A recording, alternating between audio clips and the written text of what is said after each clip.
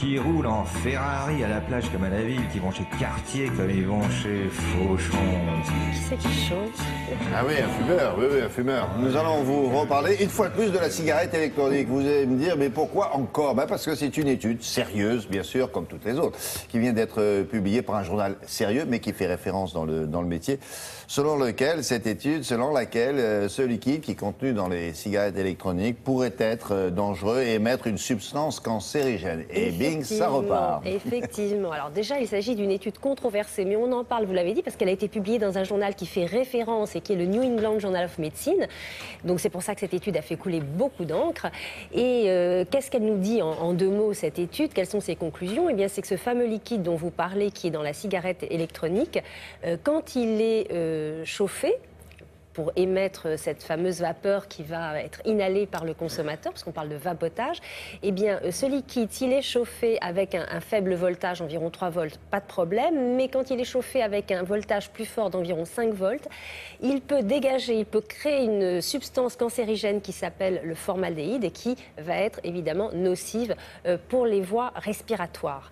Et l'étude conclut en disant que finalement, fumer régulièrement ces cigarettes électroniques, surtout quand elles sont trop chauffées, pourrait être même plus dangereux que fumer un paquet de cigarettes traditionnelles par mois. Oula. Alors qu'en est-il? Parce qu'effectivement, encore une fois, c'est controversé.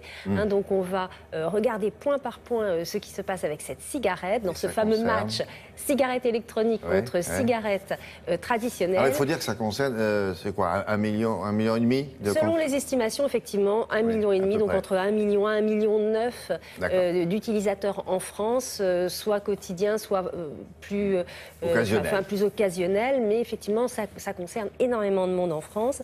Donc, pas trop d'inquiétude, vous allez le voir. Quel est le vrai du faux? Réponse en images.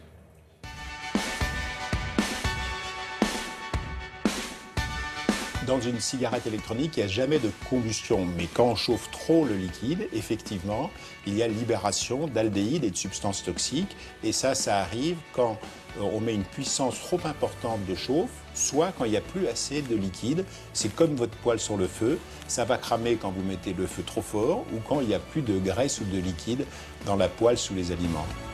Le liquide qui est surchauffé, effectivement, va brûler, donnant un goût tout à fait désagréable qui est lié à la libération d'aldéhyde en particulier, soit d'acroléine, soit de formaldéhyde. Le formaldéhyde ou formol, c'est un produit qui va être irritant pour les voies respiratoires supérieures et pour les bronches, mais qui passe finalement dans tout l'organisme. Il faut éviter de s'exposer trop longtemps à des produits qui sentent le brûler très fort. Tous les aldéhydes sont cancérigènes, infiniment moins cancérigènes que les goudrons libérés par la combustion de cigarettes ou les nitrosamines présentes dans le tabac, mais ont un rôle cancérigène indiscutable. Vous êtes plutôt un gros fumeur ou un petit fumeur? Moyen. Si on achète une cigarette électronique où le voltage est fixe, la résistance est fixe, le fabricant a tout calculé, il n'y a rien à faire, il n'y a pas de danger, à partir du moment où il y a du liquide. Si vous avez une cigarette électronique plus sophistiquée, avec des réglages, il faut bien lire la notice pour rester dans le niveau de température entre le minimum et le maximum recommandé pour vous faire une belle vapeur, mais qui n'altère pas votre santé. Si vous mettez trop fort, ça va cramer comme dans votre four.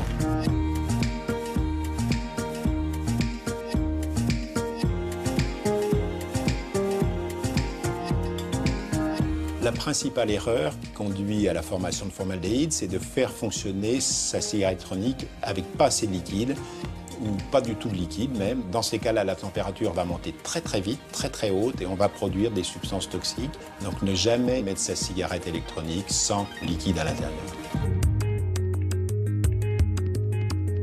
Un fumeur sur 2 va mourir à cause du tabac.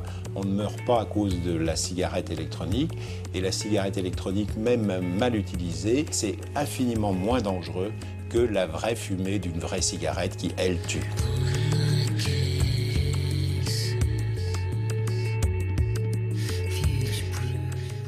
Voilà le message rassurant de cet éminent professeur. Oui. Pour autant, soyez prudents, d'après ce qu'il vient de dire. Pourquoi il n'y a pas de normes officielles à propos de cette cigarette? Alors justement, il y a de nouvelles normes qui vont être élaborées et sur les notices prochainement, il devrait y avoir donc à l'usage des consommateurs des avertissements pour bien utiliser justement sa cigarette électronique, parce qu'on voit bien que finalement c'est un mauvais usage de la cigarette électronique qui peut la rendre dangereuse et pas du tout un usage normal. Et si vous voulez en savoir plus sur ce sujet, je vous conseille le livre du professeur Bertrand d'Ostenberg, l'e-cigarette pour en finir avec le tabac. Point d'interrogation, c'est chez XL Éditions. Ça, c'est autre chose. Pour en finir avec le tabac, oui, pas sûr. Voilà. Est-ce que c'est un moyen de sevrage? Voilà. Et alors, on n'a pas encore de recul suffisant suffisant pour savoir si, après avoir fumé des cigarettes électroniques, on n'en revient pas au tabac ou quelle est la proportion. On verra ça dans quelques temps. On manque de recul. On manque de recul, mais c'est probablement à l'étude. Merci Oui. beaucoup, Brigitte.